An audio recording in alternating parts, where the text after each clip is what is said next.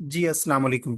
जी कल हमने social media in Pakistan challenges and opportunities का टॉपिक जो है वो स्टार्ट किया था। और कल हमने एक रफ आउटलाइन भी ड्रा की, और आउटलाइन ड्रा करने के बाद हमने एक इंट्रोडक्टरी पैराग्राफ भी लिखा था। आज हमारा सेकंड लेक्चर है, और आज हम सेकंड लेक्चर में आउटलाइन को मजीद डिस्कस करेंगे, और आउटलाइन के साथ साथ हम इंट्रोडक्शन के बाद जो दूसरा पैराग्राफ था और फिर उसके बाद हम चैलेंजेस कैसे लिखेंगे हम उसको डिस्कस करते हैं। कल हमारा जो टॉपिक था, हमने कल देखा था social media in Pakistan challenges and opportunities. हमने बात की थी कि अगर इस किस्म का टू डायमेंशनल टॉपिक आता है तो ज्यादा डिस्कशन हमने सोशल मीडिया इन पाकिस्तान जो स्टेम है उसके ऊपर नहीं करनी। हाँ, अलबत्ता एक छोटा सा पैराग्राफ जैसे emergence of social media in Pakistan, second जो हेडिंग हमने आउटलाइन में दी थी, ये दे के हम ऐसे के अंदर कुछ ना कुछ ऐसा लिख सकते हैं। कल के सेशन में हमने आउटलाइन ड्रा की थी, और आज हम देखेंगे कि इंट्रोडक्शन के बाद हम emergence of social media in Pakistan के ऊपर कैसे पैराग्राफ लिख सकते हैं। हमने एक पैराग्राफ लिखा, to begin with social media in Pakistan, social media sites like Facebook, X, Instagram, TikTok, and YouTube are being extensively used throughout Pakistan by people of all ages, genders, ethnicities, and locales। कि पाकिस्तान के अंदर ये जो sites हैं, different social media sites हैं जिसका मैंने जिक्र किया है, ये एक्सटेंसिवली यूज हो रही हैं। हर किस्म के लोग इसको इस्तेमाल कर रहे हैं पाकिस्तान में, हर जगह के और हर नस्ल के और हर एज और जेंडर के लोग, यानी एमर्ज हो रहा है सोशल मीडिया पाकिस्तान के अंदर। हम इस बात को वैलिडेट करने के लिए एक बात लिख देते हैं, जैसे according to digital Pakistan 2025, there are 66.9 million social media users registered as of January 2025 के जनवरी 2025 तक। डिजिटल पाकिस्तान 2025 की रिपोर्ट के मुताबिक 66.9 मिलियन यूजर्स हैं सोशल मीडिया के पाकिस्तान के अंदर। अब मैंने इस पैराग्राफ के एंड के ऊपर एक ऐसी कोई बात लिखनी है ताकि पता चले पेपर चेकर को कि आगे मैं नेक्स्ट पैराग्राफ में क्या लिखूंगा। This extra ordinary social media usage, या पेनिट्रेशन भी हम कह सकते हैं, कि ये जो बहुत ज्यादा सोशल मीडिया यूज हो रहा है, इसका क्या है, this has challenges as well as opportunities for people. ये जो बहुत ज्यादा एक्स्ट्रा ऑर्डिनरी इस्तेमाल हो रहा है सोशल मीडिया का, इसके चैलेंजेस भी हैं और इसकी वजह से हमें अपॉर्चुनिटीज भी मिली मुयसर हैं। अब इस लाइन से, इस पैराग्राफ की इस लाइन से पेपर चेकर को आइडिया हो गया कि ये चैलेंजेस और अपॉर्चुनिटी का जिक्र भी करेगा। अब देखिए जरा, आउटलाइन में हमने बात की थी challenges of social media in Pakistan. तो हम चैलेंजेस को कैसे मेंशन करेंगे, हमने कोई ऐसी ट्रांजिशन देनी है, ऐसा कोई सेंटेंस लिखना है ताकि पेपर चेकर की तवज्जो को हम ग्रैब करते हुए, अटेंशन को कैप्टिवेट करते हुए इशारा कर सकें कि हम चैलेंजेस का जिक्र करने जा रहे हैं।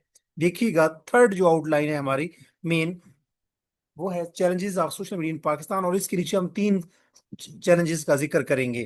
पहली है मिस इन्फॉर्मेशन, सेकंड है साइबर क्राइम्स, और थर्ड है mental health issues.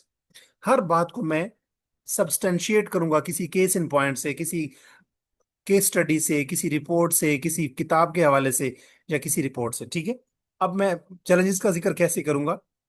As far as challenges of social media are concerned, the first and foremost issue, the challenge of social media is that of misinformation। अब इस बात, ये पहला sentence जो है, ये जो इस पैराग्राफ का, ये क्या होगा, बेसिकली आउटलाइन का सब आउटलाइन है। चैलेंजेस की जो सब आउटलाइन है, misinformation is on rise owing to social media.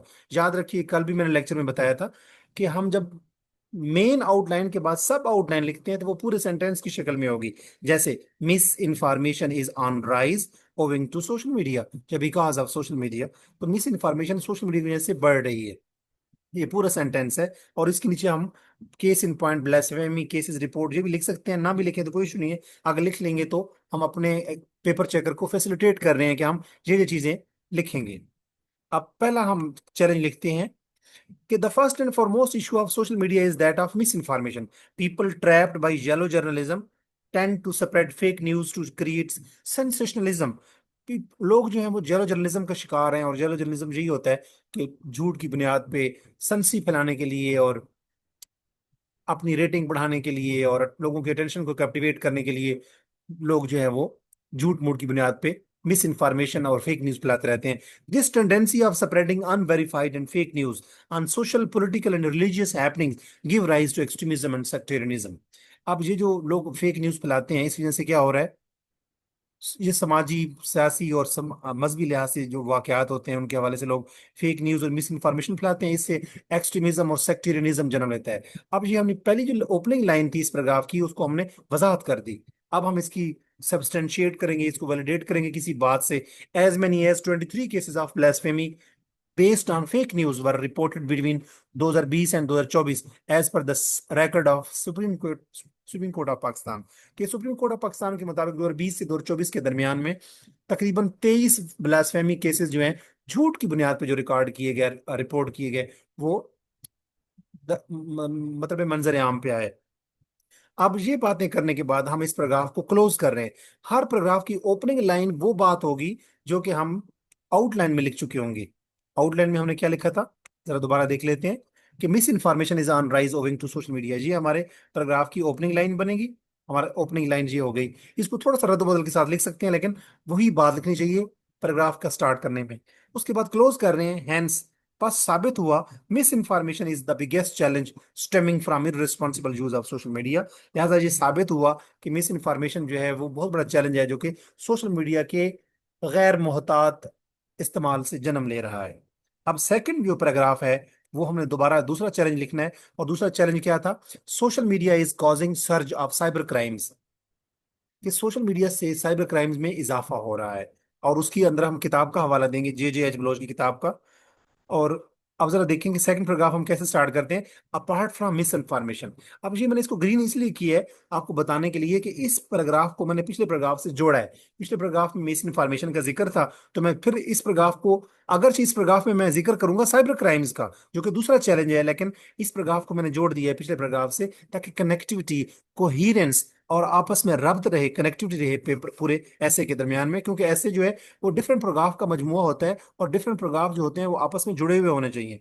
Apart from misinformation, cyber crimes are another issue resulting from social media usage. Social media के इस्तेमाल से साइबर क्राइम भी एक बहुत बड़ा मसला है या इशू है, मिस इन्फॉर्मेशन के अलावा। People get involved in cyberbullying, blackmailing, harassment, financial frauds and identity theft through social media। कि लोग जो है वो ब्लैकमेलिंग और आपस में लड़ाई लड़ाई करते रहते हैं, और हरेसमेंट करते रहते हैं, फाइनेंशियल फ्रॉड्स करते रहते हैं, और आइडेंटिटी थेफ्ट, जैसे कुछ चीज़, किसी का डाटा चुरा लेना होता है, पासवर्ड चुरा लेना होता है सोशल मीडिया के जरिए। According to J.J. Bloch in his book, The Power of Social Media and Policing Challenges, money laundering is becoming a great challenge for police because of social media overuse। कि social media के ज्यादा इस्तेमाल से जो money laundering है वो बहुत बड़ा मसला बनता जा रहा है पुलिस के लिए। Apart from money laundering, people tend to extort money through frauds on social networking sites like Telegram and Facebook. इसके अलावा, मनी लॉन्ड्रिंग के अलावा, टेलीग्राम और जो फेसबुक की तरह की जो सोशल नेटवर्किंग साइट्स हैं, इनके जरिए लोग फ्रॉड करते हैं और भत्ता कलेक्ट करते हैं, पैसा कलेक्ट बटोरते हैं। लिहाजा hence rise in cyber crimes are is resulting rise in cyber crimes is resulting from the use of social media. कि लिहाजा ये बात साबित हुई कि सोशल मीडिया के इस्तेमाल से साइबर क्राइम्स में इजाफा हो रहा है। ठीक है। अब यहाँ पे हमने पहला चैलेंज जिक्र कर दिया, सेकंड चैलेंज क्या में साइबर क्राइम का जिक्र कर दिया, और पहले पैराग्राफ को दूसरे पैराग्राफ से जोड़ दिया। अब तीसरा जो देखिएगा हमारा चैलेंज, वो हम कैसे मैं टैकल करता हूँ। तीसरे चैलेंज में है कि mental health issues are spreading by excessive exposure of social networking site. कि सोशल नेटवर्किंग की जो साइट्स हैं जिनका हमने जिक्र पहले कर लिया है, इनके बहुत ज्यादा एक्सपोजर से मेंटल हेल्थ के इश्यूज भी जन्म ले रहे हैं। इसको देखिएगा मैं कैसे जोड़ता हूँ पहले दो पैराग्राफ के साथ। As a result of misinformation and cyber crimes, कि मिस इन्फॉर्मेशन जो कि पहले पैराग्राफ में जिक्र हो चुका है, चैलेंज का जो पहला पैराग्राफ था, और साइबर क्राइम चैलेंज का दूसरा पैराग्राफ था, उन दोनों को इकट्ठा मैंने कर लिया कि as a result of misinformation and cyber crimes, users of social media are facing mental health issues. कि साइबर क्राइम चूंकि बढ़ते जा रहे हैं, लोग जो सोशल नेटवर्किंग साइट यूज कर रहे हैं, और लोग मिस इन्फॉर्मेशन फैला रहे हैं जिससे लोगों की किरदार कशी हो रही है, और लोगों को के अंदर जो है वो सेक्टेरियनिज्म फैलाया जा रहा है, और बहुत सारे मामला ऐसे हो रहे हैं। इससे क्या हो रहा है, लोगों के हेल्थ इश्यूज हो रहे हैं, mental health issues in today's age of social media. में इस बात की, ये जो पहला सेंटेंस होता है, ये किसी पैराग्राफ का ओपनिंग सेंटेंस होता है, उसमें हम सब आउटलाइन की बात लिख देते हैं। थोड़ा सा मोड़ तोड़ के। In today's age of social media, अगली जो 2-3 लाइनें होती हैं उसमें हम उस बात की वजाहत करते हैं सादा से फिक्रे में, और उसमें उसको वैलिडेट करने के लिए कोई रिपोर्ट या किताब या कोई मुसन्निफ का या कोई डाटा या फैक्ट्स एंड फिगर का हवाला देते हैं। In today's age of social media people are more vulnerable and insecure as a result of digital navigation. कि लोग जब डिजिटल नेविगेशन कर रहे हैं, सोशल मीडिया की वेबसाइट के ऊपर जाते हैं, उससे लोग ज्यादा वल्नरेबल और इनसिक्योर हो रहे हैं। इस बात को वैलिडेट कर लेते हैं हम कि वर्ल्ड हेल्थ रिपोर्ट 2023 के मुताबिक पाकिस्तान के अंदर 2020 से 2023 के दरमियान में 16% इजाफा हुआ है मेंटल हेल्थ केसेस का। किस वजह से? ओविंग टू, यानी कि की वजह से exposure of social media networking sites. कि सोशल मीडिया नेटवर्किंग साइट्स के का लोगों का एक्सपोजर बढ़ता जा रहा है, और लोग जो है उससे मेंटल हेल्थ इश्यूज जो है, WHO ने कहा कि वो उनके अंदर, पाकिस्तान के अंदर 16% इजाफा हो गया है मेंटल हेल्थ इश्यूज का। अब इस पैराग्राफ को हम क्लोज करने जा रहे हैं। Excessive use of social media causes mental health issues among user। कि बहुत ज्यादा इस्तेमाल जो होता है सोशल मीडिया का, उससे क्या हो रहा है? मेंटल हेल्थ इश्यूज फैलते हैं लोगों के दरमियान में। अब ये 3 पैराग्राफ मैंने कॉजेज के, सॉरी, चैलेंजेस के लिख दिए। और चैलेंजेस क्या थे? पहला था मिस इन्फॉर्मेशन, सेकंड क्या था? सोशल मीडिया, और थर्ड क्या था? Mental health issues. ये तीनों हमने चैलेंजेस जिक्र किए हैं। किस वजह से? सोशल मीडिया की वजह से। अब हमने नेक्स्ट जो पैराग्राफ होगा उसमें एक ट्रांजिशन देंगे। ट्रांजिशन होता है कि हम एक किस्म की गुफ्तगू से जब दूसरी किस्म की गुफ्तगू की तरफ पलटते हैं, या हम डायरेक्शन मोड़ते हैं अपनी गुफ्तगू की, तो उसको हम कहते हैं ट्रांजिशन। ये ट्रांजिशन का सेंटेंस चेक करें। Having discuss challenges of social media, कि सोशल मीडिया के चैलेंजेस का चूंकि हम डिस्कस कर चुके हैं, उसके बाद क्या होगा? The following section of the essay will outline opportunities stemming from social media in Pakistan. के जो ऐसे का जो अब नीचे वाला हिस्सा होगा जो आगे आने वाला है, उसमें हम पाकिस्तान के अंदर सोशल मीडिया से जो अपॉर्चुनिटीज अवेलेबल हैं उनका जिक्र करेंगे, जो जन्म ले रही हैं सोशल मीडिया से।